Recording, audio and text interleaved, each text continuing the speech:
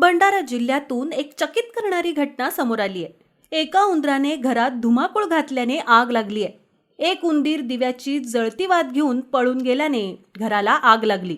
या उंदराने केलेल्या करामतीची सध्या गावभर चर्चा सुरू आहे। मिळालेल्या अधिक माहितीनुसार लाखांदूर तालुक्यांतर्गत येत असलेल्या बारव्हामधील एका घरातील माझघरात देवासमोर पूजा करून दिवा लावण्यात आला होता। याच दिव्याची वात उंदराने पळवली अन घराला आग लागून साहित्यांचं नुकसान झालं। ही घटना लाखांदूर येथील वॉर्ड क्रमांक 3 मधील बुदेश्वर रघुनाथ रासेकर यांच्या घरी घडली। बुदेश्वर रासेकर यांनी सकाळी देवासमोर पूजापाठ करून दिवा पेटवून कामानिमित्त घराबाहेर गेले। तेव्हा घरी आई, पत्नी, 2 मुले होती। आई सुमित्रा घराबाहेर असताना तिला घरातून धूर येत असल्याचं दिसलं। घरात गेली तेव्हा घराला आग लागल्याचं दिसून येताच तिने आरडाओरडा केला। आरडाओरडा करताच शेजाऱ्यांनी घटनास्थळी धाव घेऊन आग विझवली।